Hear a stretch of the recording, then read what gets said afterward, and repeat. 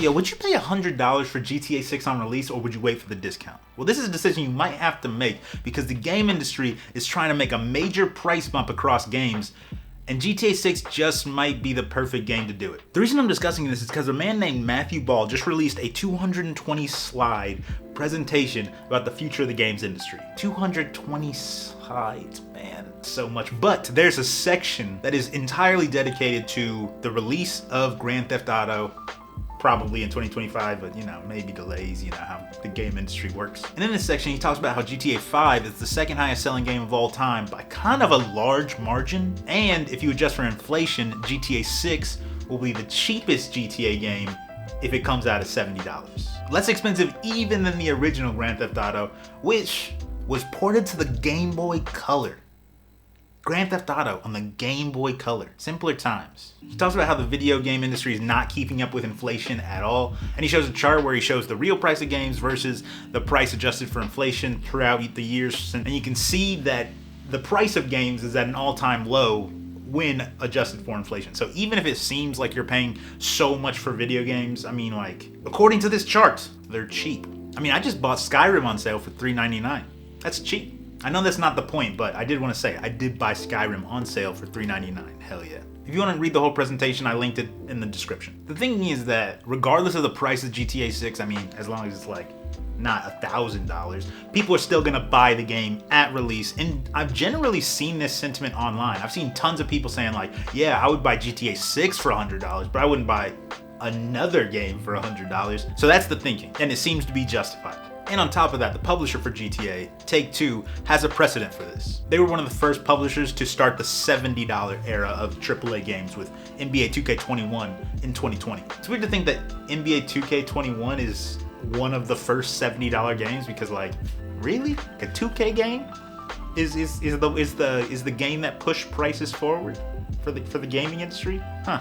From an industry perspective, it's obvious why they all want GTA to come out at a higher price. They're sending them emails like, hey man, $300, $400. I can't imagine, that's too much. But, bump it to 90, bump it to 100. The CEOs of game companies have each other's emails, I assume they do, right? If GTA comes out and it succeeds at $80, $90, even $100, this will bump prices across the board. Maybe a $40 game will be a $50 game, maybe a $60 will be like a $75.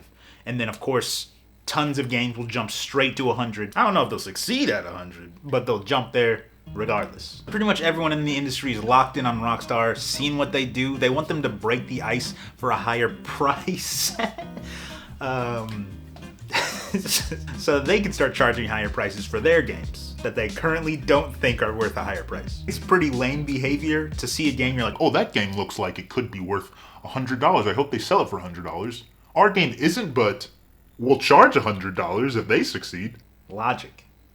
Personally, I'm a little split on this, and I know you might be thinking what good could possibly come out of this, but hear me out. Listen, I'm a gamer.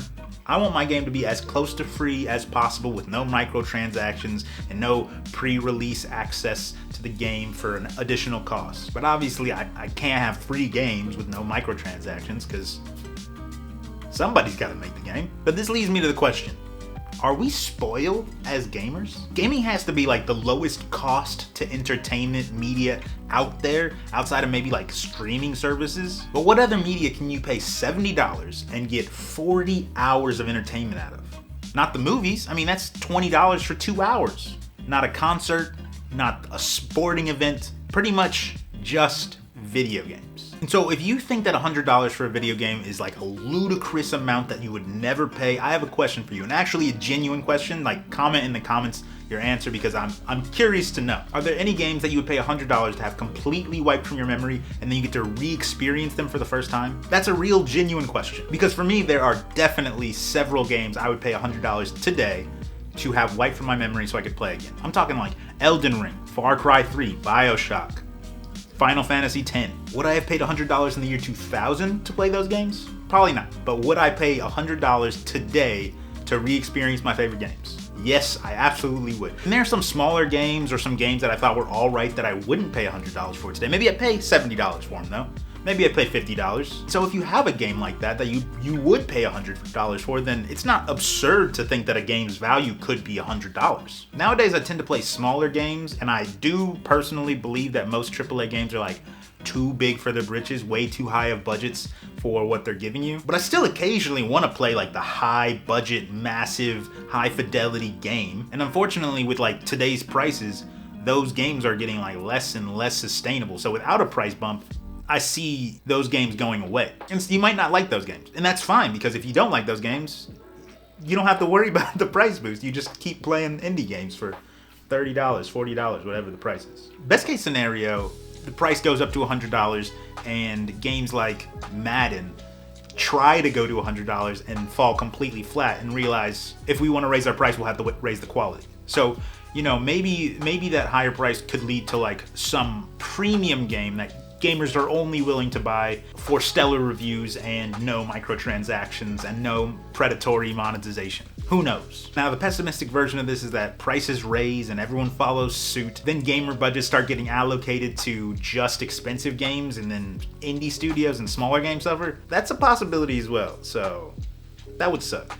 But I'm crossing my fingers that that's the least likely scenario. Because so far, even as AAA prices raise, indie games continue to thrive. Now, I don't think that people will react to this in as positive a way as I'm reacting, and I don't even think I'm particularly positive, but my guess is that it's gonna be like the Netflix situation, where Netflix announced that they'll be cracking down on account sharing, and tons of people were saying, we're gonna boycott Netflix, and I'm already deleting my account. And then Netflix, after introducing the policy, got like record numbers of subscribers, because tons of people realized, you know what? $12 for practically unlimited TV and movies, not that bad of a deal. Obviously that decision is up for you, but most people decided that they would rather have Netflix than $12. And I think that's the same with GTA 6. I think if GTA 6 comes out at $80, $90, $100, but it has rave reviews, people will complain, but people will still buy it. And then, you know, 2 years later, $100 games will just be the norm. So yeah, that might sound like a bleak future.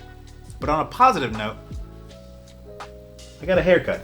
My name is Terrence. I'll keep playing games till I find the perfect one. Peace, love.